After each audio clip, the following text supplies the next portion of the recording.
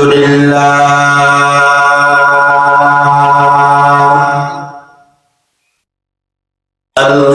لله وكفى وسلام على عباده الذين اصطفى أما بعد فأعوذ بالله من الشيطان الرجيم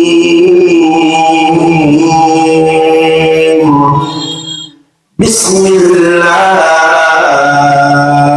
الرحمن الرحيم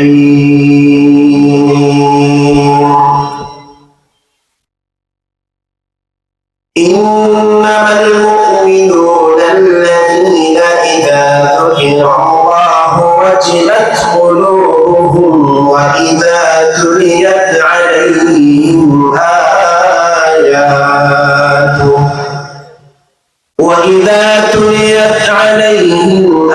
آياته زادتهم إيمانا وعلى ربهم يتوكلون صدق الله مولانا العظيم وصدق رسوله النبي الكريم ونحن على ذلك لمن الشاهدين والشاكرين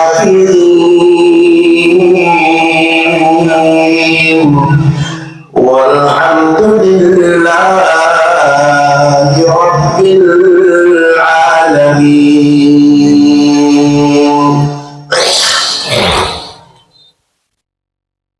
الحمد لله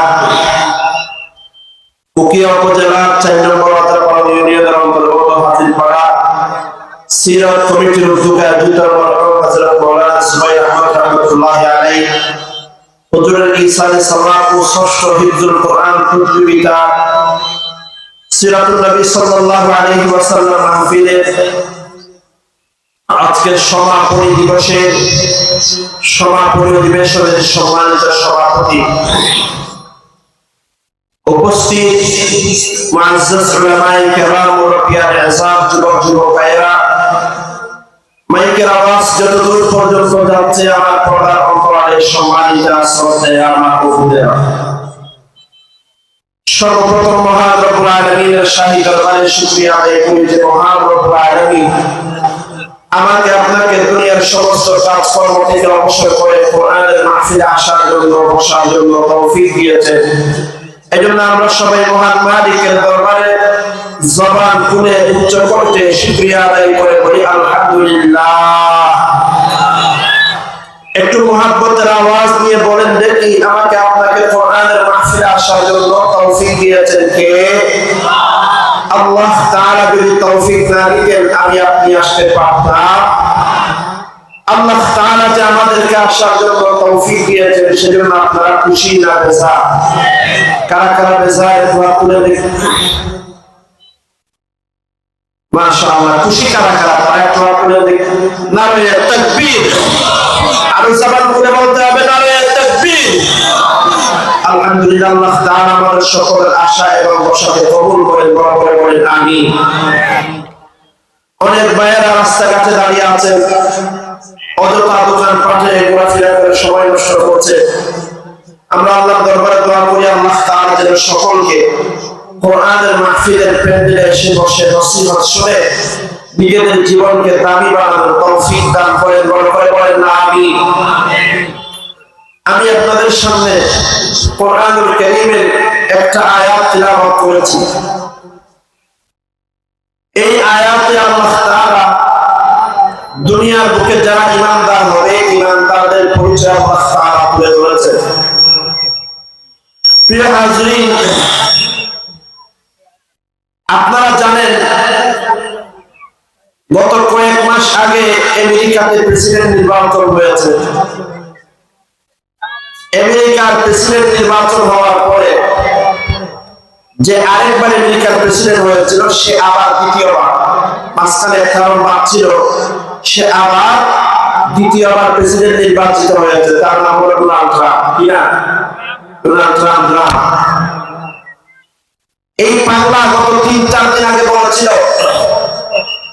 ফিলিস্তিনের প্রশাসন যখন ইসরায়েলের কিছু ইহুদিদেরকে গ্রেফতার করেছিল, তখন এই ডোনাল্ড ট্রাম্প বলেছিল, ফিলিস্তিনি কর্তৃপক্ষকে হুঁশিয়ারি দিয়ে বলেছিল, তোমরা তাড়াতাড়ি ইহুদিদেরকে ছেড়ে দাও, না হলে আমরা ফিলিস্তিনকে পৃথিবীর বুকে জাহান্নাম এবং নরক বানিয়ে ছাড়বো। আওয়াজ দিয়ে বলেন নাউজুবিল্লাহ। কয়েকদিন আগে, বেশি দিন আগের কথা, আজ থেকে মাত্র 4 দিন আগে 8 জানুয়ারি সে হুঁশিয়ারি দিয়েছিল, যদি তোমরা ওই ইহুদিদেরকে ছেড়ে না দাও, তাহলে আমরা ফিলিস্তিনকে পৃথিবীর নরক বানাবো, জাহান্নাম বানাবো। ও কি আর মুসলমান, কক্সবাজারের মুসলমান, এই প্রেসিডেন্ট এই হুমকি দেওয়ার পরে আপনারা যারা পত্র পত্রিকা, মোবাইলের যে সোশ্যাল নেটওয়ার্ক, ফেসবুকের সাথে আপনাদের যাদের যোগাযোগ আছে, আপনারা দেখেছেন গত 4-5 দিন ধরে বিশ্বের সর্ব আধুনিক দেশ আমেরিকা যুক্তরাষ্ট্রের দ্বিতীয় বৃহত্তম শহর ক্যালিফোর্নিয়ার লস অ্যাঞ্জেলেসের মধ্যে এমন ভাবে দাবানল ছড়িয়ে পড়েছে, পুরো শহরের মধ্যে এমন ভাবে আগুন ছড়িয়ে পড়েছে যে আগুন কন্ট্রোল করতে ওই দেশের ফায়ার সার্ভিস ওই আগুন কন্ট্রোল করতে পারে নাই। আকাশের উপর থেকে পানি বর্ষণ করে, বিমানের মাধ্যমে পানি বর্ষণ করে সে আগুন কন্ট্রোল করা যাচ্ছে না। আল্লাহ তাআলা দেখিয়ে দিয়েছেন, ও প্রেসিডেন্ট, তুই হুঁশিয়ারি দিয়েছিলি ফিলিস্তিনকে বিশ্বের জাহান্নাম বানাবি, নরক বানাবি, আর আল্লাহ তাআলা প্রমাণ করে দেখিয়ে দিয়েছেন, বিশ্বের এত আধুনিক দেশ হওয়ার পরেও, বিশ্বের এত উন্নত রাষ্ট্র হওয়ার পরেও, এত আধুনিক যোগাযোগ ব্যবস্থা, আধুনিক সিকিউরিটি থাকার পরেও আল্লাহ তাআলা আমেরিকার বুকে এমন ভাবে দাবানল ছড়িয়ে পড়েছে, ও মুসলমান, লক্ষ লক্ষ ওই আমেরিকানদের কোরবানিগুলো চলে সারকার হয়ে যাচ্ছে। হাজার হাজার নয়, লক্ষ লক্ষ মানুষ তাদের কোরবানি ছাড়া হয়ে গেছে। কতজন মারা গেছে আমরা সঠিকভাবে জানি না। আল্লাহ তাআলা দেখিয়ে দিয়েছেন, আল্লাহ তাআলা প্রমাণ করে দিয়েছেন, তোরা মুসলমানদের বিরুদ্ধে কোটি কোটি বিলিয়ন খরচ করে ষড়যন্ত্র করবি, আর আমার আল্লাহ 1 দিনের ভিতরে, 3 দিনের ভিতরে পুরো আমেরিকার দ্বিতীয় বৃহত্তম শহরকে তছনছ যিনি করে দিতে পারেন, আওয়াজ দিয়ে বলেন, তিনি বলেন কে? আর বড় করে বলেন না কে? তুই একটা হুঁশিয়ারি দিয়েছিলি ফিলিস্তিনের গাজা শহরকে জাহান্নাম বানাবি, নরক বানাবি। আল্লাহ তাআলা 3 দিনের মাথায় দেখিয়ে দিয়েছেন। আল্লাহ তাআলা কোন হুঁশিয়ারি দেওয়া ছাড়াই ক্যালিফোর্নিয়া লস অ্যাঞ্জেলেস শহরকে আল্লাহ দুনিয়ার জাহান্নাম বানিয়ে দেখিয়ে দিয়েছেন। বড় করে বলেন সুবহানাল্লাহ। আপনি ফেসবুকে দেখেন, স্যাটেলাইটের যে ভিডিওগুলো দেখা যাচ্ছে, একদিকে গাজা শহরের ভিডিও দেখবেন, আরেকদিকে ক্যালিফোর্নিয়া শহরের ভিডিও দেখবেন। আল্লাহর কসম, এরা কয়েক মাস ধরে, বছরের পর বছর ধরে ইসরায়েলের কুখ্যাত জালেম ইহুদিরা এত বোমাবর্ষণ করে, এত জুলুম করে, গাজা শহরের যে পরিস্থিতি হয়েছে, আল্লাহ তাআলা মাত্র 3 দিনের ব্যবধানে, 4 দিনের ব্যবধানে আমেরিকার লস অ্যাঞ্জেলেস শহরকেও ফিলিস্তিনের গাজা শহরের চাইতেও নিকৃষ্ট অবস্থা যিনি বানিয়ে দিয়েছেন, আওয়াজ দিয়ে বলেন, তিনি বলেন কে? ও কি আর মুসলমান, আওয়াজ দিয়ে বলেন, সমস্ত ক্ষমতার মালিক হলেন কে? আর বড় করে বলেন না কে? এরা এত আধুনিক রাষ্ট্র হওয়ার পরেও পৃথিবীর সর্বোচ্চ নিরাপত্তা ব্যবস্থা এদের, পৃথিবীর সর্বোচ্চ সেনাবাহিনী এদের, পৃথিবী পুরা কন্ট্রোল করে তারা।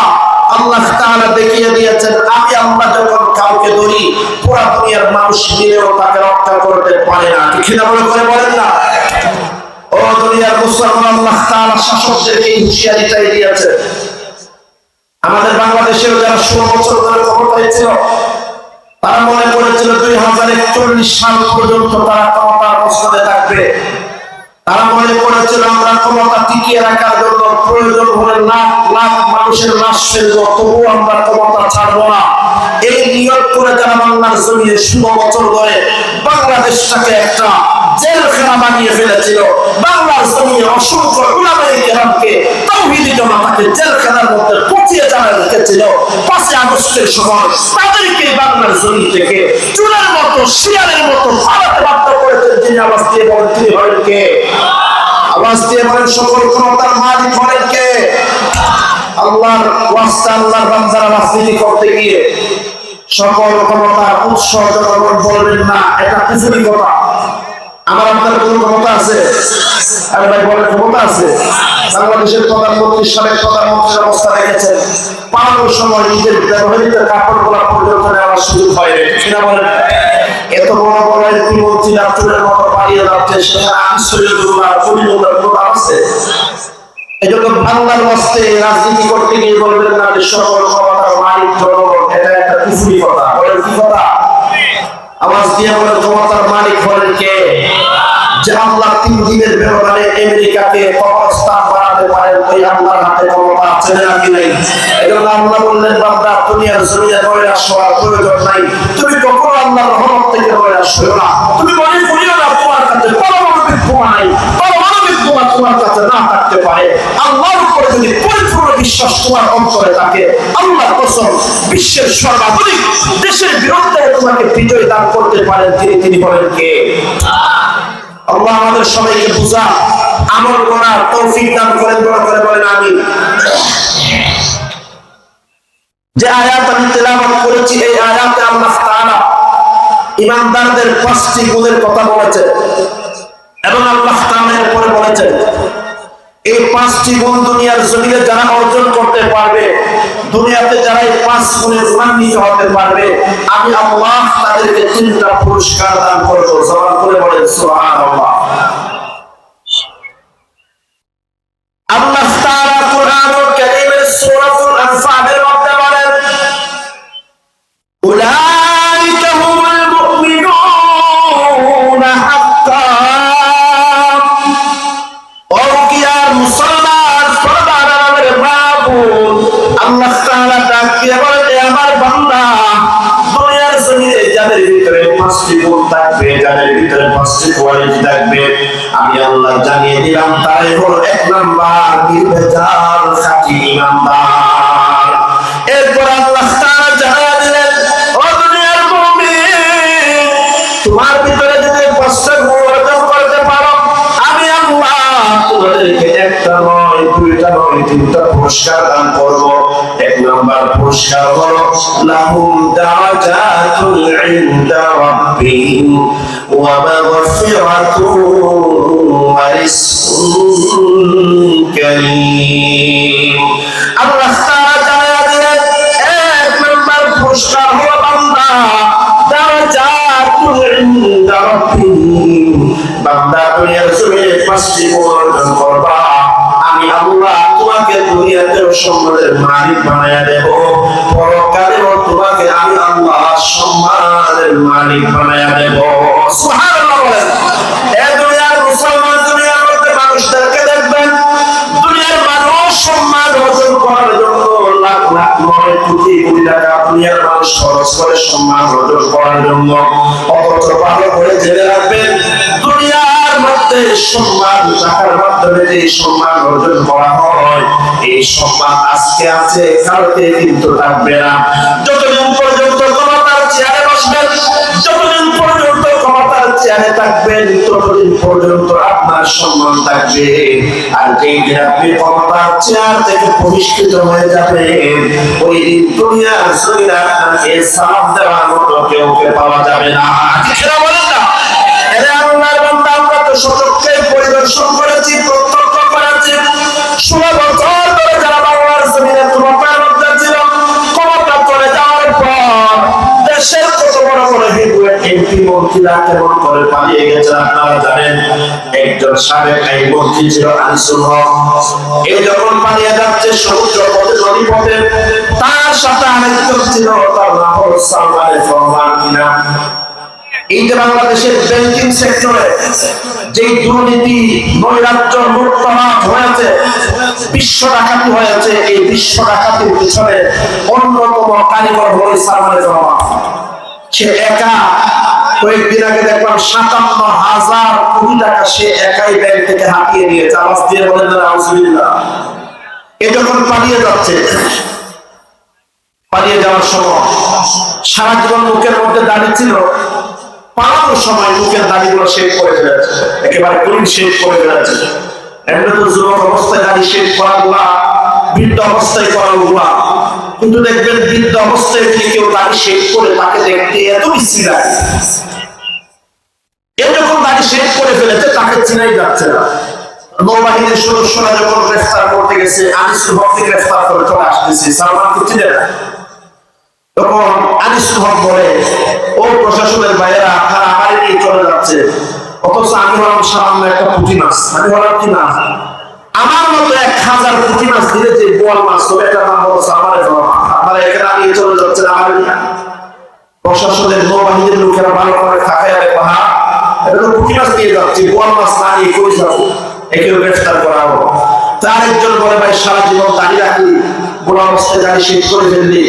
আরেকজনের জবাব দিচ্ছে, ভাই দাঁড়িয়ে রাখা বেশি থেকে বেশি ওয়াজ, আর জান বাঁচানোর খরচ। জান বাঁচানো কি চিন্তা করছিল, কোন রকমের জানটা বাঁচাই আনি, পরে না হয় আবার দাঁড়িয়ে রাখবো। কিন্তু আল্লাহ তাআলা দেখিয়ে দিয়েছেন, দুনিয়াতেও লাঞ্ছিত করেছেন, পরকালেও এত মানুষকে কষ্ট দেওয়ার অপরাধেও আল্লাহ লাঞ্ছিত করবেন। সবাই বলে বলেন আলহামদুলিল্লাহ। আল্লাহ তাআলা জানায়া দিলেন, 1 নম্বর পুরস্কার হলো বান্দা দুনিয়ার জমিনে আল্লাহ তাআলা সম্মানের মালিক বানায়া দিবেন। আর 2 নম্বর পুরস্কার হলো মাগফিরাতুন। আল্লাহ তাআলা ডাক দিয়ে বলেন, 2 নম্বর পুরস্কার হলো বান্দা দুনিয়ার জমিনে যত গুনাহ করেছিলাম, নাফরমানি করেছিলাম, আমি আল্লাহ ওয়াদা করলাম তোমার জীবনের সমস্ত গুনাহ ফাতাগুলো আমি আল্লাহ মাফ করে দেব। সুবহানাল্লাহ। আল্লাহ তাআলা আয়াতে বলেন, ইল্লা মান তাবা ওয়া আমানা ওয়া আমিলা সালিহান ফাউলাইকা ইউবাদদিলুল্লাহু সাইয়্যাতিহিম হাসানাত। আল্লাহ তাআলা দুনিয়ার মানুষদেরকে জানায়া দেন, ও দুনিয়ার ইমানদার, তুমি যদি ঈমান আনতে পারো, নেক আমল যদি করতে পারো, বান্দা তওবা যদি করতে পারো, আমি আল্লাহ তোমার জীবনের গুনাহগুলো শুধু মাফ করে দেব, তা না, বরং তোমার জীবনের গুনাহগুলোকে আমি আল্লাহ সওয়াব দিয়ে পরিবর্তন করে দেব। সুবহানাল্লাহ। এরপর আল্লাহ তাআলা 3 নম্বর পুরস্কার বললেন, ওয়া আজরুন ওয়া রিজকুন কারীম। ও বান্দা দুনিয়ার জমিনে যদি 5টা গুণ অর্জন করতে পারো, 3 নম্বর পুরস্কার হলো, ও বান্দা আমি আল্লাহ তোমার জন্য দুনিয়াতেও সম্মানজনক রিজিকের ব্যবস্থা করব, আর পরকালেও তোমার জন্য সম্মানজনক রিজিকের ব্যবস্থা করার ওয়াদা দান করেছেন কে? সবাই একটু মুহাব্বত নিয়ে জিকির করে লা ইলাহা, জোরে লা ইলাহা। আমাদের রুকিয়া উপজেলায় জিকির করা, আওয়াজ দিয়ে করা, কবিরা করা, সবিরা করা। আপনাদের জিকিরের আওয়াজ থানা করতে গেলে পুলিশকে আপনাদের গ্রেফতার করবে। এতগুলো মুসলমানের আওয়াজ তো ছোট। এখানে কেউ আসেন কি আসার সময় বাড়ির সাথে ওয়াদা করে আসছেন, আমি মাহফিলে বড় আওয়াজ দিয়ে কথা বলবো না, যদি ভুলে মাহফিলে বড় আওয়াজ দিয়ে কথা বলি তোমার উপরে 3 তালা, এরকম কোনো আল্লাহর কথা আছে? থাকলে বড় করে বলার দরকার নাই। তাহলে ইমানদারের জিকিরের আওয়াজ কি ছোট হয় না বড় হয়? আওয়াজ দিয়ে বলে ছোট হয় না বড় হয়? ইমানদার কি শিয়ালের জাতি না সিংহের জাতি? অরকিয়ার মুসলমান যতদিন পর্যন্ত ইমানদারদের জিকিরের আওয়াজ বড় ছিল, নারে তাকবীরের আওয়াজ বড় ছিল, দুনিয়ার কোন বেঈমান নাস্তিক মুরতাদ মুসলমানের দিকে চোখ তুলে দেখানোর সাহস পাইলেন, সেটা বলেন না? আর আজকে আমাদের ঈমানের আওয়াজ দুর্বল হওয়ার কারণে, জিকিরের আওয়াজ ছোট হওয়ার কারণে দুনিয়ার বেঈমান নাস্তিক মুরতাদদের কাছে আমাদেরকে পরাজিত হওয়া লাগে, সেটা বলে বলেন। আল্লাহর কসম, দুনিয়ার মধ্যে বর্তমানেও যারা কাফেরদের চুকে চুপ রেখে জবাব দিতে পারে, তাদেরকে দুনিয়াতেও সম্মান, পরকালেও সম্মান দান করে দিলেন কে? ও কি আর মুসলমান আফগানিস্তানের মুসলমানদের দিকে তাকায় দেখেন, 19 বছর ধরে আমেরিকা তাদের উপরে জুলুম করেছে, অত্যাচার করেছে, বোমা বর্ষণ করে আফগানিস্তানের মতো সুন্দর দেশটাকে একেবারে তছনছ করে ফেলেছে। কিন্তু আফগানিস্তানের মুসলমানেরা তারপরেও আমেরিকার সামনে মাথা নত করে নাই, আমেরিকার সামনে মাথা নত না করে তাদের কাছে যা ছিল তা নিয়ে লড়াই করেছে, জিহাদ করেছে, সংগ্রাম করেছে। এই কারণে আল্লাহ তাআলা, আমরা দেখলাম গত কয়েক বছর আগে আমেরিকা সেই আফগানিস্তানের জমিন থেকে চুলের মতো, শিয়ালের মতো পালিয়ে যেতে বাধ্য হয়েছে। ঠিক না করে বলেন? মুসলমান আওয়াজ দিয়ে বলেন, সকল ক্ষমতার মালিক হলেন কে? আমেরিকার মতো এত বড় শক্তিশালী দেশকেও যিনি আফগানিস্তানের মুজাহিদদের কাছে পরাজিত করতে পারেন, ওই আল্লাহর ক্ষমতা এখনো আছে নাকি নাই? এজন্য একটু মুহাব্বত নিয়ে একটু আওয়াজ নিয়ে জিকির করেন লা ইলাহা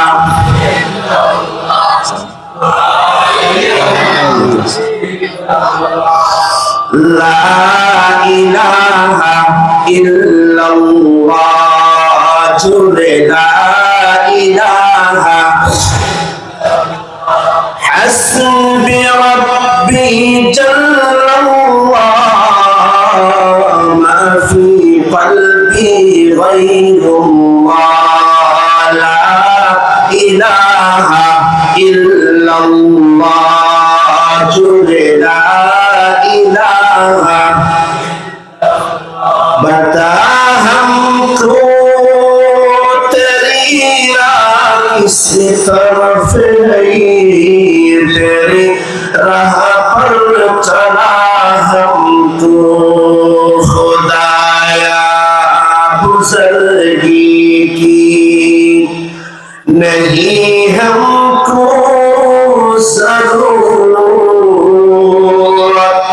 गुलाम अपना बना हमको खुदाया ला इलाहा इल्लल्लाह जुड़े ला इलाहा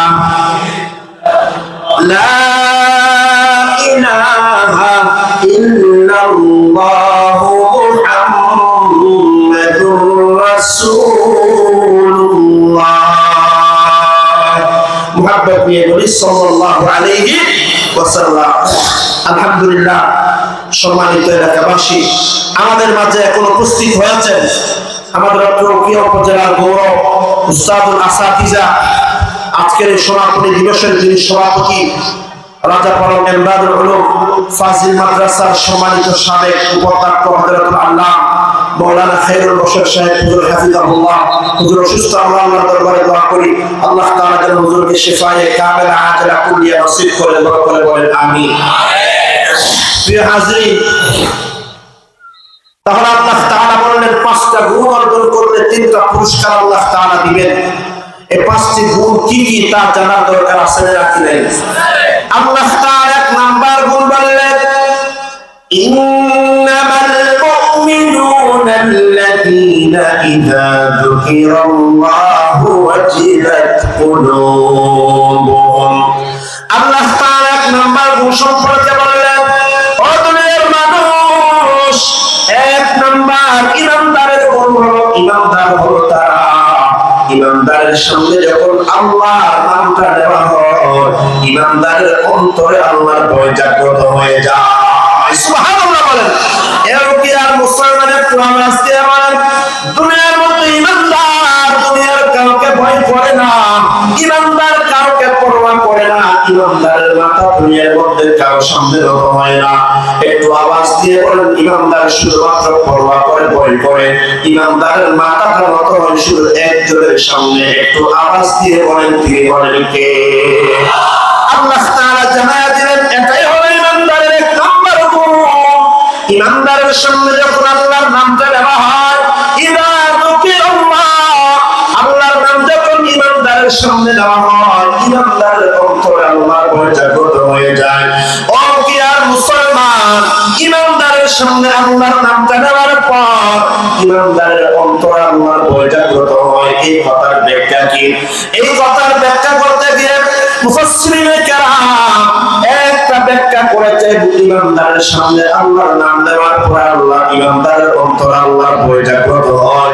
এই কথার এক নাম্বার ব্যাখ্যা হলো আল্লাহর নাম নেওয়ার থেকে উদ্দেশ্য আযান। আল্লাহর নাম অর্থ হলো যখন ইমানদারের কানের মধ্যে আযানের শব্দ পড়ে, ইমানদার যখন আযানের শব্দ যখন ইমানদারের কানের মধ্যে পড়ে যায়, ইমানদারের অন্তরে আল্লাহর ভয় জাগ্রত হয়ে যায়। একটু আওয়াজ দিয়ে বলেন, আযানের মধ্যে আল্লাহর জিকির আছে নাকি নাই?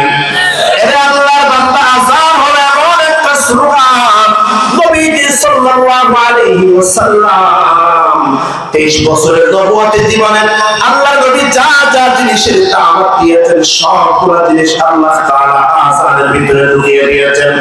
আযানের মধ্যে এক নাম্বার ডাক দিয়ে বলা হচ্ছে আল্লাহু আকবার, আল্লাহু আকবার। এক নাম্বার ডাক দিয়ে বলা হচ্ছে ও বান্দা, দুনিয়ার জমিনে সবচেয়ে বড় হলেন কে? আর একটু আওয়াজ দিয়ে বলেন না, সবচেয়ে বড় হলেন কে? দুনিয়ার মধ্যে আমার দলের চাইতে, আমার নেতার চাইতে, আমার নেত্রীর চাইতে, এমনকি বান্দা আমার দেশের চাইতে বড় হলেন একজন। আওয়াজ দিয়ে বলেন তিনি হলেন কে? আল্লাহ তাআলা দুনিয়ার বান্দাদেরকে জানায়া দিলেন, এরে আমার বান্দা, আল্লাহর জন্য যদি দুনিয়ার কোন নেতা যদি আল্লাহর বিরুদ্ধে বলে, বান্দা দুনিয়ার কোন নেত্রী যদি আল্লাহর বিরুদ্ধে বলে, দুনিয়ার কোন দল যদি আল্লাহর বিরুদ্ধে বলে, বান্দা প্রয়োজনে তুই তোর দলকে লাথি মারবি, নেতাকে লাথি মারবি। আল্লাহর জন্য দুনিয়ার সব কিছু যারা বিসর্জন দিতে পারে তারাই হলো এক নাম্বার খাঁটি ঈমানদার। সুবহানাল্লাহ বলেন। এজন্য আযান হলো এমন একটা স্লোগান, দুনিয়ার মধ্যে আমাদের দেশের কিছু বুদ্ধিজীবীদেরকে দেখবেন, আমাদের দেশের কিছু সুশীল সমাজের প্রতিনিধিদেরকে দেখবেন যাদের কাছে আযানের আওয়াজ ভালো লাগে না। ওয়াজির পাড়ার মুসলমান খুব ভালো করে খেয়াল করেন, আপনাদের মসজিদের মধ্যে যখন আযান হয় দেখবেন রাস্তার মধ্যে কতবার কুত্তা কুকুর থাকে। আযানের আওয়াজ শোনার পরে দেখবেন কুত্তা কুকুরগুলো কেউ কেউ করতে থাকে। এর দুনিয়ার ইমানদার, দুনিয়ার মধ্যে কুকুরের কাছে যেমন আযানের আওয়াজ যাদের কাছে ভালো লাগে না, আমাদের দেশের কিছু কবি ছিল, কিছু বুদ্ধিজীবী ছিল যারা বলেছে আযানের আওয়াজ আমাদের কাছে পেশাবের আওয়াজের চাইতেও খারাপ লাগে। নাউজুবিল্লাহ বলেন না। আযানের আওয়াজ তাদের কাছে পেশাবের আওয়াজের চাইতেও খারাপ লাগে। আল্লাহর কসম, যারা আযানের আওয়াজকে পেশাবের আওয়াজের সাথে উদাহরণ দিয়েছে, আমরা তো পরিষ্কার ভাষায় বলতে চাই, ওই যে আযানের আওয়াজ শোনার পর রাস্তার কুত্তা কুকুরের কাছে যেমন আযানের আওয়াজ ভালো লাগে না, যারা আল্লাহর জমিনে আযানের আওয়াজকে পেশাবের কণ্ঠের সাথে তুলনা করেছে, আল্লাহর কসম তারা দেখতে শুনতে মানুষ হলেও এদের স্বভাব চরিত্র রাস্তার কুত্তা কুকুর আর শুয়োরের চাইতেও খারাপ। খেলা করে বলেন। এজন্য কি আর মুসলমান, আযান এমন একটা স্লোগান, সাইয়্যিদুনা আলী রাদিয়াল্লাহু তাআলা আনহুর জীবনের মধ্যে আছে। হযরত আলী রাদিয়াল্লাহু তাআলা যখন মুসলিম জাহানের খলিফা হলেন, আমিরুল মুমিনিন নির্বাচিত হলেন, ওনার রাজদরবারে যারা ছিলেন তারা বর্ণনা করেছেন, আমরা অনেক সময় শেরে খুদা সাইয়্যিদুনা আলী রাদিয়াল্লাহু তাআলা আনহুর সাথে যখন প্রশাসনিক কাজকর্মে ব্যস্ত থাকতাম, অনেক সময় দেখতাম আযানের আওয়াজ হযরত আলীর কানের মধ্যে পড়ার পর হযরত আলীর চেহারার রংটা পরিবর্তন হয়ে যেত। হযরত আলীর চেহারার মধ্যে কেমন জানি একটা ভয় ভয় ভাব সৃষ্টি হয়ে যেত। আমরা জিজ্ঞেস করলাম, ইয়া আমিরুল মুমিনিন, এতক্ষণ পর্যন্ত আপনি স্বাভাবিক ছিলেন, আযানের আওয়াজটা শোনার পর আপনার চেহারার রং কেন পরিবর্তন হয়ে গেল? হযরত আলীকে প্রশ্ন করার পর হযরত আলী ডাক দিয়ে বললেন, ও দুনিয়ার মুসলমান, তোমরা তো মনে করো আযান এটা দুনিয়ার সাধারণ মানুষের আওয়াজ মনে করো, কিন্তু আমি আলী মনে করি আযান এটা দুনিয়ার মানুষের কোনো সাধারণ আওয়াজ না, বরং আযানের মাধ্যমে আমার আল্লাহ আমাকে কুদরতি ভাবে মসজিদের মাইকের মাধ্যমে আমি আলীকে ডাক দিচ্ছেন। আল্লাহ সুবহানাল্লাহ বলেন। এজন্য দুনিয়ার মুসলমান, আযান এমন একটা স্লোগান, আল্লাহ তাআলা বলেছেন আযানের আওয়াজটা শোনার পর ইমানদারের অন্তরের মধ্যে আল্লাহর ভয় জাগ্রত হয়ে যায়। ও এলাকার মুসলমান অনেক সময় এমন হয়, আমি আপনি চায়ের দোকানে বসা আছি, আমি আপনি দুনিয়ার কোন কাজের মধ্যে ব্যস্ত আছি, এমন সময় হাজির করা জামে মসজিদের মাইক থেকে আমার কানের মধ্যে আযানের আওয়াজ আসলো। স্টেশন জামে মসজিদের মাইক থেকে, কেন্দ্রীয় জামে মসজিদের মাইক থেকে যখন আমার কানের মধ্যে আযানের আওয়াজটা পড়লো, আযানের আওয়াজ পড়ার পর আমার মধ্যে যদি কোনো ধরনের পরিবর্তন না আসে, আগে যেমন ছিলাম তখন যদি আমি স্বাভাবিক থাকতে পারি, আযানের আওয়াজ শোনার আগে আমি যেমন ছিলাম, আযানের আওয়াজটা শোনার পরে আমার মধ্যে কোনো পরিবর্তন আসে নাই, আযানের আওয়াজ শোনার পর আমার মধ্যে যদি কোনো পরিবর্তন না আসে, আল্লাহর কোরআন পড়ে এখন আপনি পরিপূর্ণ ইমানদার হতে পারেন না। আল্লাহ তাআলা বলেছেন, ইযা যুকিরাল্লাহ, ইমানদারের সামনে আল্লাহর নামটা নেওয়ার পর ইমানদারের অন্তর আল্লাহর ভয়ে জাগ্রত হয়ে যায়। এই আয়াতের এক নাম্বার ব্যাখ্যা হলো আল্লাহর নাম থেকে উদ্দেশ্য হলো যখন আযান দেওয়া হয়। মুফাসসিরিনে কেরাম বললেন এই আয়াতের দুই নাম্বার ব্যাখ্যা, ইমানদারের সামনে আল্লাহর নাম নেওয়ার পর ইমানদারের অন্তর আল্লাহর ভয়ে জাগ্রত হয়ে যায়।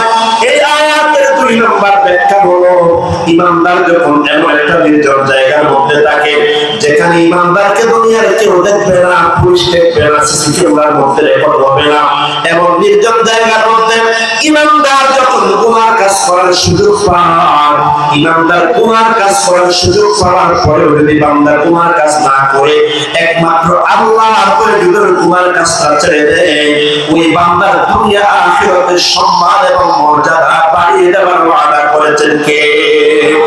তিরমিজি শরীফের মধ্যে আল্লাহর নবী একটা ঘটনা বর্ণনা করেছেন।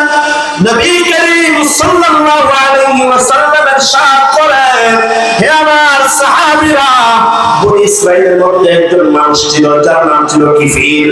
এই কিফিল ছিল এত বড় নাফরমান, দুনিয়ার জমিনের যত বড় বড় কবিরা গুনাহ ছিল সব গুনাহ কিফিল করেছে। সুদ খেয়েছে, ঘুষ খেয়েছে, এমনকি অসহায় মহিলাদের সাথে জিনা করেছে, ব্যভিচার করেছে। ওই কিফিলের কাছে একবার এক অসহায় মহিলা আসলেন, আসার পরে বললেন, কিফিল, আমি তো বড় বিপদের মধ্যে পড়ে গেছি, দয়া করে আমাকে কিছু টাকা কর্জ দেওয়ার ব্যবস্থা করো।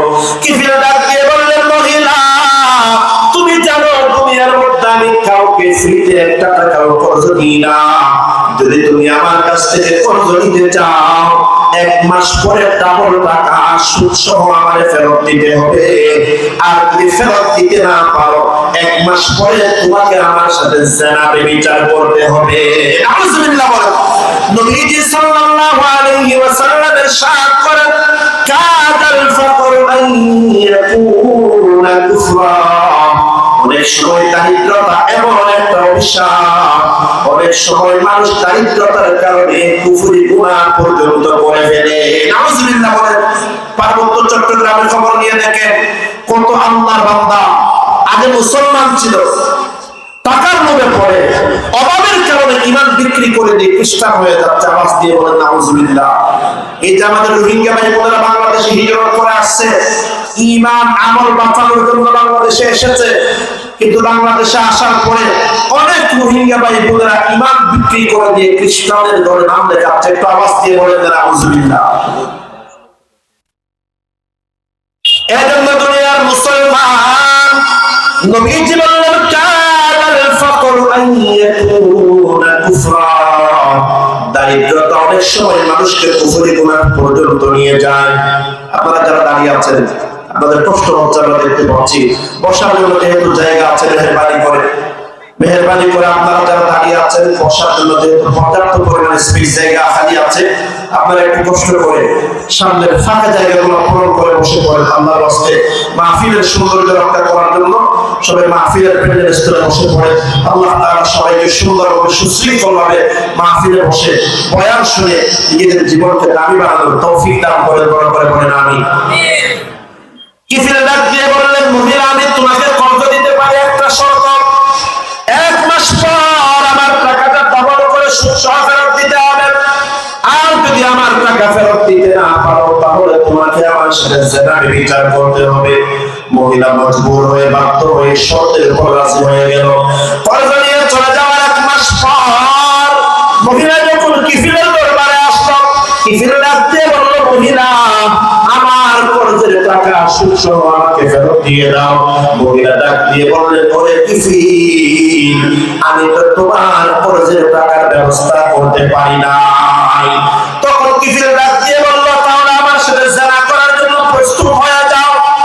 এই কথা বলার পর কিফিল গিয়ে ঘরের দরজা জানালা বন্ধ করতে আরম্ভ করলেন।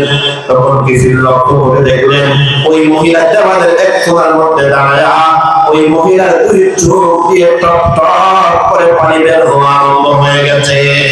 আল্লাহু আকবার। কিফিল ডাক দিয়ে বলল, মহিলা, আমি তো রাজি হয়ে আমার সাথে জিনা করার জন্য প্রস্তুত হয়েছিল, তাহলে তুমি এখন কেন কান্না করো? এই কথা বলার পর মহিলা ডাক দিয়ে বললেন, ও কিফিল, যদি এবার তুমি আমাকে জিনা করার জন্য বাধ্য করো নাই তার মধ্যে কোনো সন্দেহ নাই, কিন্তু আমি যদি আজকে তোমার সাথে জিনা করি আমার প্রচন্ড ভয় হয়, না জানি কাল কিয়ামতের দিন আমাকে আল্লাহর আদালতে জিনাকুরদের কাতারে দাঁড়াইতে হবে। আল্লাহর আদালতে যদি জিনাকুরদের কাতারে আমি দাঁড়াই আমার কি অবস্থা কিয়ামতের ময়দানে হবে, এই কথা চিন্তা করার কারণে আমি কান্না আরম্ভ করে দিয়েছি। মুসলমান বন্ধুরা আমার, ওই অসহায় মহিলা যখন এই কথা বললেন, এই সামান্য কথার কারণে কিফিলের মনের মধ্যে প্রচন্ড একটা ধাক্কা লাগলো। কিফিল আল্লাহর কাছে মনে মনে লজ্জিত হয়ে গেলেন। আল্লাহর কাছে লজ্জিত হয়ে মনে মনে চিন্তা করতে লাগলেন, ও আল্লাহ, আপনি আমাকে এত নিয়ামত দান করেছেন, আমি এত নিয়ামত পাওয়ার পরেও আমি আপনার এত নাফরমানি করলাম আল্লাহ। আর দুনিয়ার এই সাধারণ মহিলাটার কাছে দুনিয়ার কোনো টাকা পয়সা নাই, দুনিয়ার কোনো দ্বন্দ্ব নাই, দুনিয়ার কিছু না থাকার পরেও মহিলা আপনার কত ফরমাবরদারি করে আনুগত্য করেছে, এই কথা বলে কিফিল মনে মনে প্রচন্ড লজ্জিত হয়ে গেল। মুসলমান কিফিল লজ্জিত হওয়ার পর ওই মহিলাকে ডাক দিয়ে বললেন, ও মহিলা, যাও, আমি তোমার কর্জের টাকাও মাফ করে দিলাম, আমাকে আমার কর্জের টাকাও ফেরত দিতে হবে না, এবং তোমাকে আমার সাথে জিনা করতে হবে না। এই কথা বলার পর কিফিল মহিলাকে মুক্ত করে দিলেন। বলেন সুবহানাল্লাহ। এ মুসলমান ভালো করে শুনলেন, ওই মহিলা চলে যাওয়ার পর কিফিল আল্লাহর দরবারে এমনভাবে লজ্জিত হয়ে গেলেন, অনুতপ্ত হয়ে গেলেন।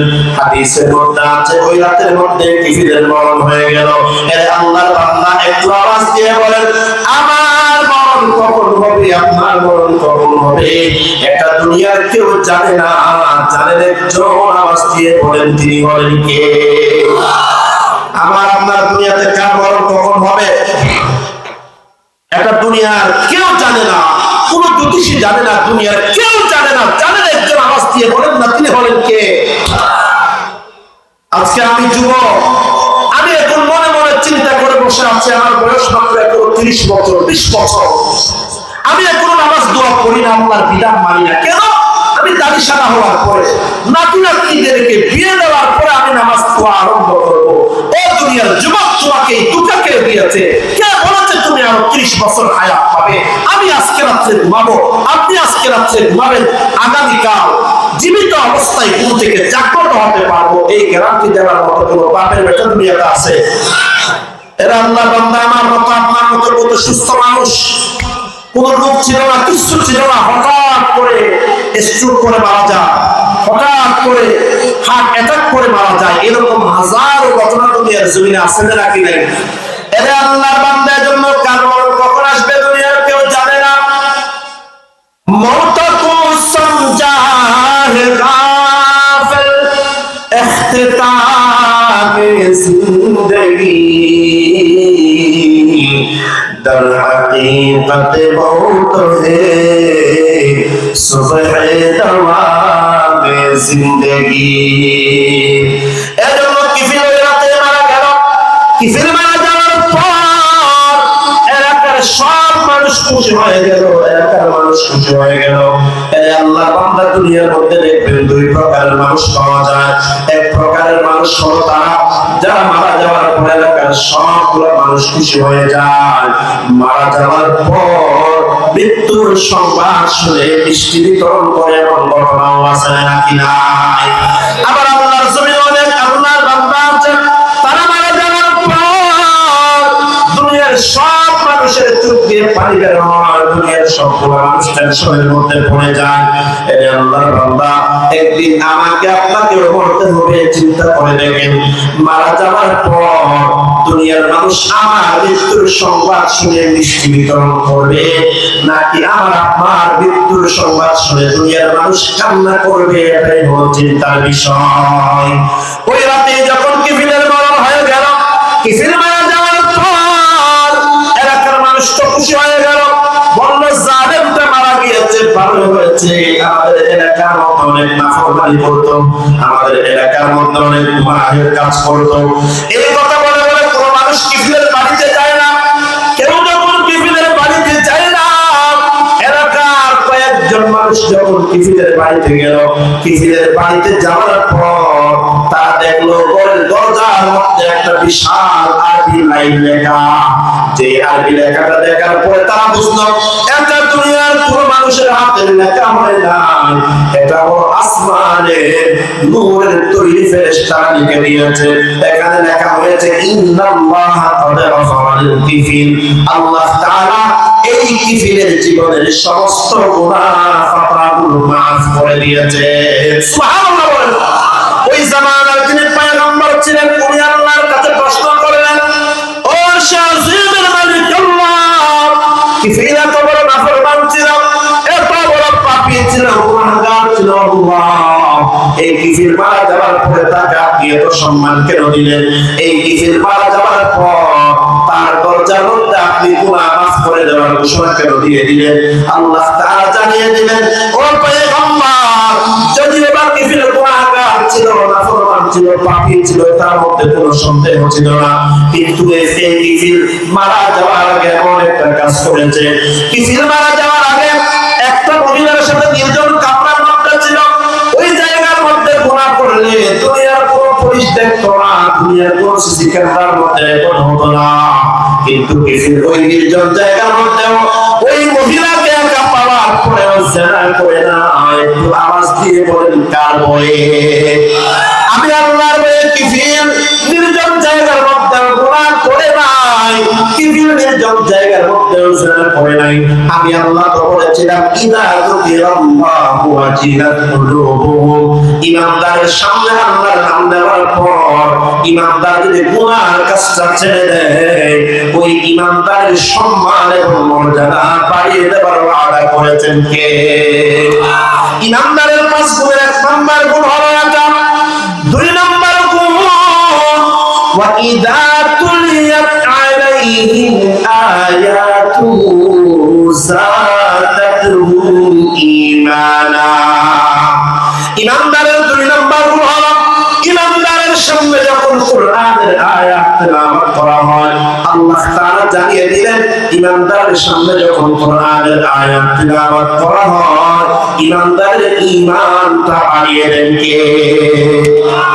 এই যে এখানে হিফজুল কোরআন প্রতিযোগিতা হয়েছে, 10 বছর 12 বছরের ছোট্ট সোনামণিরা, আমাদের কলিজার টুকরা সন্তানরা যে কোরআনের চমৎকার তিলাওয়াত করেছে, বলেন এই তিলাওয়াত শুনলে মানুষের ঈমান বাড়িয়ে দেওয়ার ওয়াদা করেছেন কে? আর জবান খুলে বলেন না কে? এজন্য দুনিয়ার বেঈমানেরা আল্লাহর জমিন থেকে যেন কোরআনের তিলাওয়াত বন্ধ করে দেওয়া যায়, বাংলার জমিন থেকে যেন কোরআনের শিক্ষা বন্ধ করে দেওয়া যায়, এজন্য দুনিয়ার বেঈমানরা নানান ষড়যন্ত্র আরম্ভ করেছে। অরকিয়ার মুসলমান আপনি চিন্তা করে দেখেন, আজ থেকে 10 বছর 20 বছর আগে ফজরের পরে কোন মুসলমানের গ্রামের মধ্যে বের হয়ে দেখা যেত মুসলমানের ছেলেমেয়েরা একটা আমপাড়া নিয়ে কোরআনুল কারীম সিনার মধ্যে নিয়ে মুসলমানের ছেলেমেয়েরা মক্তবে আর ফুরকানিয়ার মধ্যে কোরআন শিখার জন্য যাইত, কি না বলেন না? কিন্তু বর্তমানে বলেন দেখি মুসলমানের ছেলেমেয়েরা ফজরের পরে যে মক্তবে যাবে, মুসলমানের ছেলেমেয়েরা ফজরের পরে যে ফুরকানিয়াতে যাবে, এই দৃশ্য এখন মুসলমানের সমাজে দেখা যায় না। কারণ দুনিয়ার বেঈমানেরা নানান ষড়যন্ত্র করে মক্তব আর ফুরকানিয়া কোরআন শিক্ষার এই কেন্দ্র কোরআনের জমিন থেকে একেবারে বন্ধ করে দিয়েছে, খেলা বলে। এখন আমাদের ছেলেমেয়েরা কয় পার্সেন্ট ছেলেমেয়ে মাদ্রাসায় পড়ে? কোন মাদ্রাসায় পড়ে? সরকারি মাদ্রাসায় পড়ে কয় পার্সেন্ট? স্কুল কলেজে যারা পড়ে, বাংলাদেশের যে হাজার হাজার স্কুল কলেজ আছে, ভার্সিটি আছে, এই প্রতিষ্ঠানগুলোতে যারা পড়ালেখা করে এদের কোরআনের কি অবস্থা, কোরআন তিলাওয়াতের কি অবস্থা? এমন এমন স্কুল কলেজের ছেলেরা আছে, এমন ছাত্র ছাত্রী আছে যারা শুদ্ধ কোরআন আব্দু শরীফটাও পড়তে পারে না, শুদ্ধ করে কুল হুয়াল্লাহ শরীফটাও পড়তে পারে না।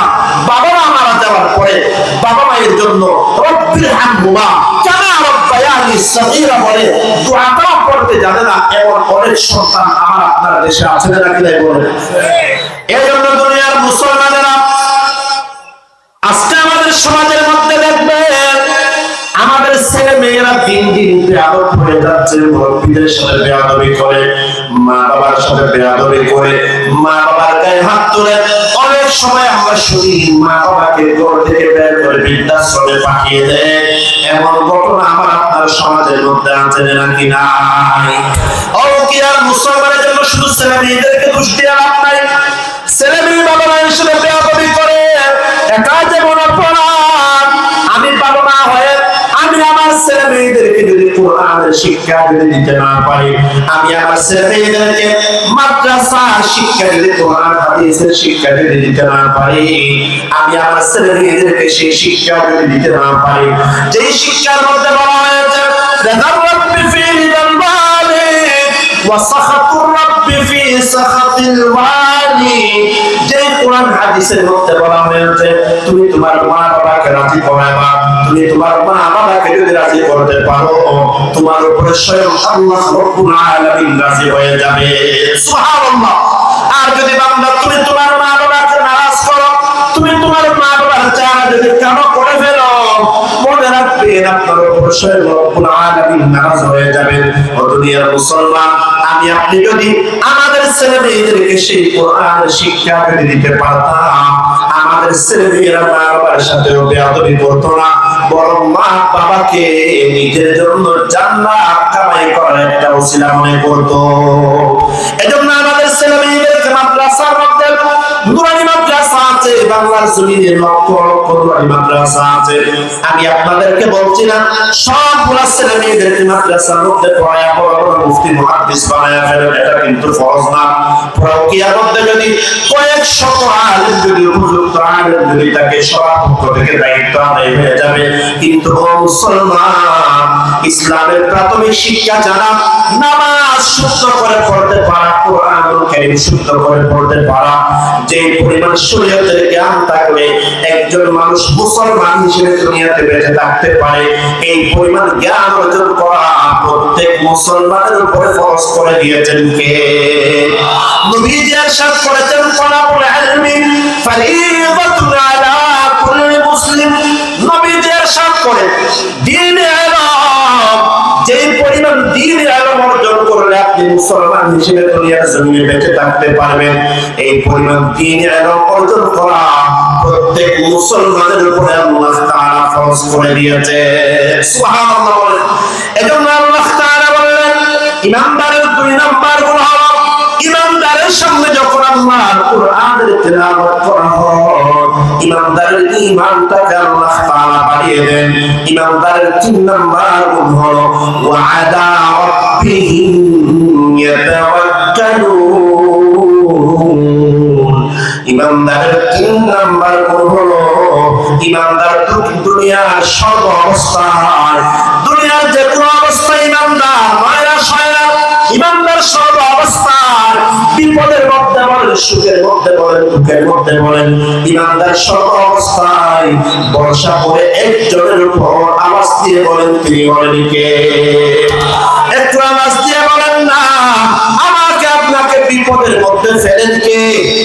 আমার বিপদ থেকে উদ্ধার করার ক্ষমতা আছে কার হাতে? আল্লাহ তাআলা বলেছেন আমার বান্দা আল্লাযীনা ইযা আসাবাতহুম মুসিবা, ধৈর্য ধারণকারী ঈমানদার বান্দা হলো তারা যারা মুসিবতে পড়ার পরে নয়রাশ হয় না, মুসিবতে পড়ার পরে হতাশ হয় না, বরং মুসিবতে পড়ার পরে একটা দোয়া পড়ে, ক্বালু ইন্না লিল্লাহি ওয়া ইন্না ইলাইহি রাজিউন। ঈমানদারের পরিচয় হলো এটা।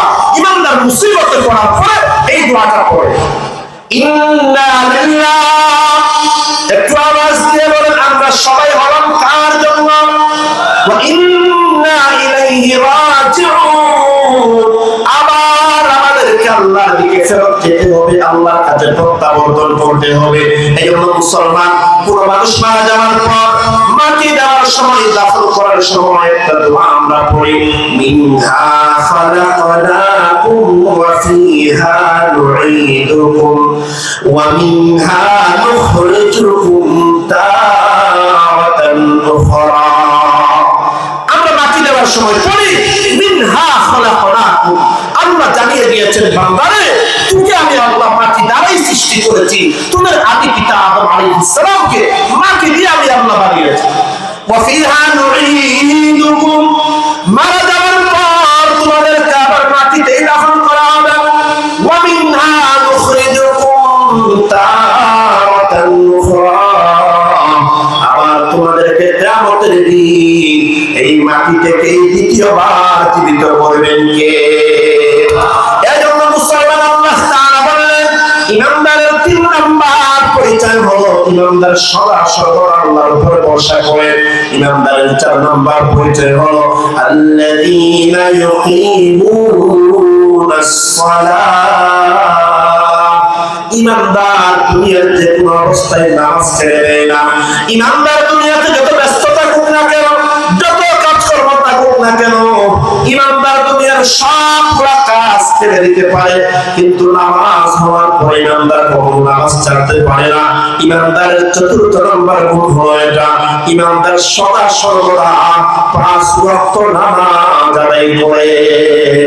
ও কি আর মুসলমান, এখন 2025 সালের আজকে 12 তারিখ, নতুন বছর, নতুন বছরের শুরুতে দাঁড়িয়ে আসুন আমরা সকলে মিলে আল্লাহর সাথে ওয়াদা করি, আল্লাহর সাথে চুক্তি করি। আল্লাহ, নতুন বছরের শুরুতে দাঁড়িয়ে ওয়াদা করলাম যতদিন হায়াত দিবেন, আমার শরীরে যতদিন প্রাণ থাকবে, আমি কোনোদিনও 5 ওয়াক্ত নামাজ কাজা করব না। বলেন ইনশাআল্লাহ। আল্লাহ তৌফিক দান করেন। জবান করে বলেন আমিন। আরো জবান করে বলেন না আমিন। এমন যেন না হয় প্রিয় ভাইয়া, মাহফিলে বয়ান শুনলাম রাত 1টা পর্যন্ত, এশারের নামাজটা আর মিস হয়ে গেল। মাহফিলে বয়ান শুনলাম রাত 2টা পর্যন্ত, ফজরের নামাজ আমি পড়লাম না। এটা আল্লাহর বান্দা, আমার সারা জীবন আমি যদি জীবনে 1 লাখ মাহফিলের বয়ান শুনি, আর 1 লাখ মাহফিল যদি এক পাল্লার মধ্যে দেওয়া হয়, আর এক পাল্লার মধ্যে যদি একটা ফরজ নামাজ দেওয়া হয়, আল্লাহর কসম লাখ মাহফিলের চাইতে 2টা ফরজ রাকাত নামাজের দাম আল্লাহর কাছে 1000 কোটি গুণে বেশি। ঠিক না বলেন? এজন্য আমরা মাহফিলে বয়ান যেমন শুনবো, ইনশাআল্লাহ নামাজ আমরা মিস করব না, কাজা করব না। বলেন ইনশাআল্লাহ। আল্লাহ তাআলা এটাই বলেছেন, ইমানদারের 4 নাম্বার পরিচয় হলো এটা, আল্লাযীনা ইউকিমুনাস সালাতা ওয়া মিম্মা রাযাকনাহুম ইউনফিকুন।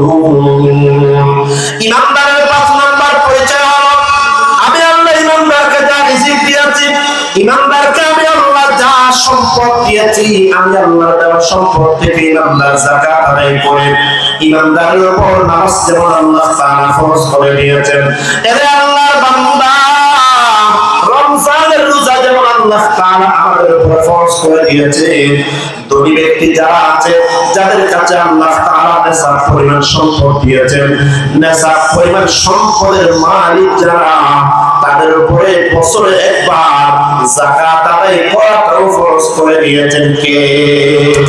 আল্লাহ তাআলা বললেন, ওয়া মিম্মা রাযাকনাহুম ইউনফিকুন, আমি আল্লাহর দেওয়া সম্পদ থেকে তারা যাকাত আদায় করে।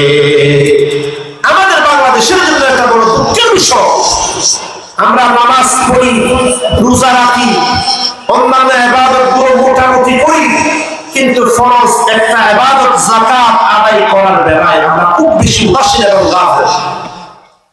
আপনি পুরো কিয়ামতে হিসাব করে দেখলে শতকরা 10 জন মুসলমান পাওয়া কঠিন হয়ে যাবে, যারা হিসাব করে, কড়াগন্ডা হিসাব করে, যারা প্রতি বছর যাকাত আদায় করে, এবং মুসলমানের সংখ্যা শতকরা 10 জন পাওয়া কঠিন হয়ে যাবে। কিনা বলেন? নামাজ পড়ার মতো মুসলমান আছে, রোজা রাখার মতো মুসলমান আছে, সঠিকভাবে হিসাব করে যাকাত আদায় করার মতো মুসলমান আমাদের দেশে পাওয়া যায় না। এজন্য আমাদের দেশের দারিদ্র্য বিমোচন হয় না। আমাদের দেশে দিন দিন গরিব মানুষের সংখ্যা বৃদ্ধি পাচ্ছে। ধনী ব্যক্তি কয়েকজন, আর শতকরা 98% গরিব আমাদের দেশে। কেন? আল্লাহ তাআলা যাদেরকে সম্পদ দিয়েছেন তার সঠিক হিসাব করে যাকাত আদায় করে না।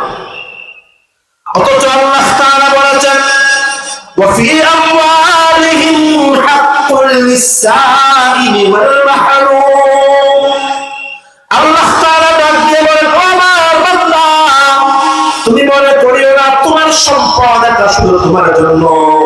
এ আল্লাহর বান্দা, না, তোমার সম্পদের মধ্যে আমি আল্লাহ গরিবদের হক রেখেছি। তোমার সম্পদের মধ্যে আমি আল্লাহ বঞ্চিত যারা তাদের হক আমি আল্লাহ তোমার সম্পদের মধ্যে রেখেছি। এই দুনিয়ার মুসলমান আমি আপনি সঠিকভাবে যাকাত আদায় না করার কারণে, সঠিকভাবে হিসাব করে যাকাত আদায় না করার কারণে আমাদের দেশে দিন দিন দরিদ্র মানুষের সংখ্যা বৃদ্ধি পাচ্ছে। ও কি আর মুসলমান ভাইরা, আল্লাহ তাআলা কোরআনুল কারীমের বিভিন্ন জায়গার মধ্যে বলেছেন, বান্দা তুমি সঠিকভাবে যাকাত আদায় করো, তোমার সম্পদের মধ্যে বরকত দেওয়ার ওয়াদা করেছেন কে? আল্লাহ তাআলা কোরআনুল কারীমের সূরাতুল বাকারার মধ্যে জানিয়ে দিয়েছেন, ইয়ামহাকুল্লাহুর রিবা ওয়া ইউরবিস সাদাকাত। আল্লাহ তাআলা বলেন, আমি আল্লাহ সুদকে ধ্বংস করে দেব এবং আমি আল্লাহ সদকাকে বাড়ায়া দেব, যাকাতের সম্পর্কে আমি আল্লাহ তাআলা বাড়ায়া দেব। এজন্য কি আর মুসলমান দুনিয়ার জমিনে যারা যাকাত ফরজ হওয়ার পরেও যারা যাকাত আদায় করে না, আল্লাহ তাআলা কোরআনুল কারীমের মধ্যে বলেন, ওয়াল্লাযীনা ইয়াকনিজুনা আয-যাহাবা ওয়াল ফিদ্দা ওয়া লা ইউনফিকুনাহা ফী সাবিলিল্লাহ ফাবাশশিরহুম বিআযাবিন আলীম। আল্লাহ তাআলা জানিয়ে দিলেন, যাদেরকে আমি আল্লাহ সম্পদ দিয়েছি, আমি আল্লাহ যাকাত ফরজ করার পরেও যারা সঠিকভাবে যাকাত আদায় করে না, বরং যারা সঠিকভাবে যাকাত আদায় করে না, বরং টাকাগুলোকে জমা করে রেখেছে, একত্রিত করেছে, ওগুলো আল্লাহর রাস্তার মধ্যে খরচ করে নাই, আল্লাহ তাআলা ডাক দিয়ে বললেন, ফাবাশশিরহুম বিআযাবিন আলীম। ও আমার পয়গম্বর, ওই মানুষদেরকে আপনি দুনিয়ার জাহান্নামের কঠিন আযাবের সুসংবাদ দান করে দেন। আল্লাহ তাআলা এরপরে বলেন, ইয়াউমা ইউহমা আলাইহা ফী নারি জাহান্নাম। ওই কিয়ামতের দিন জাহান্নামীদেরকে, ওই যারা যাকাত আদায় করে নাই, জাহান্নামের আগুনের মধ্যে মুসলমান, ইয়াউমা ইউহমা আলাইহা ফী নারি জাহান্নাম, ওই সম্পদগুলোকে আল্লাহ তাআলা লম্বা সাপ বানায়া, অজগর বানায়া বান্দার কপালে, এই যে বান্দার গানের মধ্যে আল্লাহ তাআলা লটকায়া দিবেন, ওই সাপ বান্দার কপালের মধ্যে আঘাত করবে, সারা শরীরের মধ্যে আঘাত করবে, আর ডাক দিয়ে বলবে, আনা মালুকা আনা খামসু, আমি হলাম দুনিয়ার তোমার সম্পদ, আমি হলাম দুনিয়ার তোমার জমাকৃত সম্পদ, যেই সম্পদের যাকাত তুমি দুনিয়ার জমিনে আদায় করো না। এর কি আর মুসলমানেরা পারা করে বুঝে, আমি আপনি মারা যাওয়ার পর আমার কাফনের কাপড়ের মধ্যে কোনো পকেট থাকবে না, কবরে নিয়ে যাওয়ার জন্য কোনো টাকার ব্যবস্থা হবে না। একজন বড় বাদশা ছিলেন, ওই বাদশার নাম ছিল যুলকারনাইন, ইস্কান্দার বাদশা, যিনি সারা দুনিয়ার উপর ক্ষমতা চালিয়েছিলেন, ওনার নাম হল যুলকারনাইন বাদশা। এই বাদশা যখন মারা যাবেন, বাদশা মারা যাবার সময় তার আত্মীয় স্বজন যারা আছে তাদেরকে ওসিয়ত করতে রাখলেন, আমি যখন মারা যাব, আমি মারা যাওয়ার পর আমি তোমাদেরকে তিনটা ওসিয়ত করে গেলাম। এক নাম্বার ওসিয়ত হলো, আমার লাশটা যখন কবরস্থানে নিয়ে যাওয়া হবে, দুনিয়ার কোনো মানুষ আমার লাশের খাটিয়া ধরবা না।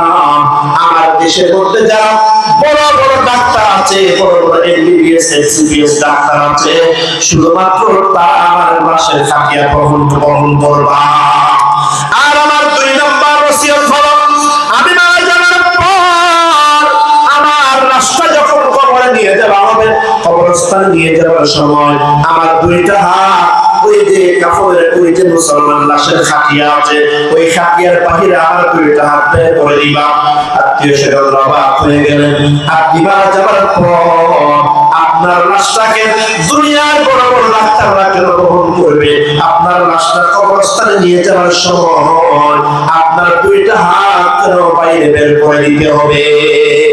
এই প্রশ্ন করার পর যুলকারনাইন বাদশা ডাক দিয়ে বললেন, আমি দুনিয়ার মানুষকে জানাইতে চাই, ও দুনিয়ার মানুষ তাকায়া দেখো না, দুনিয়ার বড় বড় ডাক্তাররা আমার লাশের খাটিয়াটা গ্রহণ করেছে। আমি দুনিয়ার মানুষকে বুঝাইতে চাই, দুনিয়ার কোন ডাক্তার আমার আপনার হায়াত বানাইতে পারে না, দুনিয়ার কোন বড় বড় ডাক্তার আমার আপনার রোগের শেফা দিতে পারে না। যদি দুনিয়ার কোন ডাক্তার যদি কোন মানুষকে সুস্থতা দান করতে পারতো, এত বড় বড় ডাক্তাররা আমি যুলকারনাইন বাদশাকেও ভালো করতে পারতো। দুনিয়ার মানুষকে আমি বুঝাইতে চাই, দুনিয়ার কাউকে সুস্থতা দেওয়া, রোগ ভালো করে দেওয়ার ক্ষমতা আছে একজনের হাতে। আওয়াজ দিয়ে বলেন, তিনি বলেন কে? অসুস্থ মানুষকে সুস্থ করে দেওয়ার ক্ষমতা একজনের কাছে আছে। দুনিয়ার না কোনো এমবিবিএস এমসিবিএস ডাক্তারের কাছে থাকতেও, তাহলে এই যে বড় বড় ডাক্তাররা আমাকে সুস্থ করতে পারবে, আমাকে যেহেতু সুস্থ করতে পারে না, তাহলে দুনিয়ার কাউকে করতে পারবে। দুই নাম্বার, আমি আমার হাত দুইটা বের করে দিতে বললাম কেন? আমি দুনিয়ার মানুষদেরকে বুঝাইতে চাই, ও দুনিয়ার মানুষ, আমি যুলকারনাইন সারা দুনিয়ার বাদশা হওয়ার পরেও তাকায়া দেখো, দুইটা খালি হাত দিয়ে আমি কবরে যাচ্ছি। আমি কবরে যাওয়ার সময় একটা পয়সা দুনিয়াতে থেকে নেওয়ার সুযোগ আমার হচ্ছে না, অথচ আমি পুরো দুনিয়ার বাদশা ছিলাম, পুরো দুনিয়ার উপর আমি রাজত্ব করেছি। ও দুনিয়ার মানুষ, আমি এত বড় প্রেসিডেন্ট হওয়ার পরেও, বাদশা হওয়ার পরেও খালি হাতে কবরে যাইতে হচ্ছে। তোমাদের কেউ খালি হাতে কবরে যাইতে হবে? দুনিয়ার একটা পয়সা কবরে নেওয়ার কোনো সুযোগ নাই। কবরে তোমার সাথে যাবে একমাত্র তোমার নেক আমল। এজন্য নেক আমলের পাল্লা মারি করো, তাহলে তোমার দুনিয়া আখিরাতকে কামিয়াব বানায় দিবেন কে? আর জবান খুলে বলেন না কে? এজন্য মুসলমান, আল্লাহ তাআলা সূরাতুল আনফালের ভিতরে ইমানদারের যে পাঁচটি গুণের কথা বর্ণনা করেছেন। আল্লাহ তাআলা কুরআনুল কারীমে সূরাতুল আনফালে ইমানদারের যে পাঁচটি গুণের কথা বর্ণনা করেছেন। এই পাঁচটি গুণ আমার আপনার সকলের অর্জন করার দরকার আছে নাকি নাই? আওয়াজ দিয়ে বলেন না, দরকার আছে নাকি নাই? এক নম্বর গুণ হলো, ইমানদারের সামনে আল্লাহর নাম নেওয়া হলে ইমানদারের অন্তরে আল্লাহর ভয় জাগ্রত হয়ে যায়। দুই নম্বর গুণ হলো, ইমানদারের সামনে যখন কোরআনের আয়াত তেলাওয়াত করা হয়, ইমানদারের ঈমানটা বেড়ে যায়। তিন নম্বর গুণ হলো, ইমানদার সদা সর্বদা একজনের উপর ভরসা করে, তিনি বলেন কে? আর চতুর্থ নম্বর গুণ হলো, ইমানদার পাঁচ ওয়াক্ত নামাজ আদায় করে। পঞ্চম নম্বর গুণ হলো, ইমানদার আল্লাহর দেওয়া সম্পদ থেকে যাকাত আদায় করে। প্রিয় হাজিরিন, যেই গুণের কথাগুলো বলেছি, আল্লাহ তাআলা আমাকে আপনাকে, আপনারা যারা কষ্ট করে এখানে উপস্থিত হয়েছেন, আল্লাহ তাআলা আমাদের সবাইকে এই গুণগুলো অর্জন করে, এই গুণগুলো অর্জন করে পরিপূর্ণ মুসলমান হয়ে আমাদের সবাইকে অন্ধকার কবরে যাওয়ার তৌফিক আল্লাহ তাআলা দান করেন। জবান করে বলেন আমিন। আরো বড় করে বলেন না আমিন। আলহামদুলিল্লাহ। এখন আমাদের সামনে আজকের 3 দিন ব্যাপী মাহফিলের প্রধান অতিথি আমাদের রুকিয়া টেকনাফ সংসদীয় আসনের সাবেক এমপি জনাব আলহাজ শাহজাহান চৌধুরী সাহেব আমাদের মাঝে উপস্থিত হয়েছেন। আলহামদুলিল্লাহ, আল্লাহ তাআলা ওনার হায়াতের মধ্যে বরকত দান করেন। আমরা যারা এসেছি মেহেরবানি করে, অনেক জায়গা ফাঁকা আছে, আমরা ফাঁকা জায়গার মধ্যে বসে যাই। প্রিয় হাজিরিন, যা বলেছে আল্লাহ তাআলা সর্বপ্রথম আমাকে আপনাদের সবাইকে এই সবগুলো বিষয়ের উপর আমল করে চলার তৌফিক দান করেন। বড় করে বলেন আমিন। ওয়া আখিরু দাওয়ানা আলহামদুলিল্লাহি রাব্বিল আলামিন। আসসালামু আলাইকুম ওয়া রাহমাতুল্লাহি ওয়া বারাকাতুহু।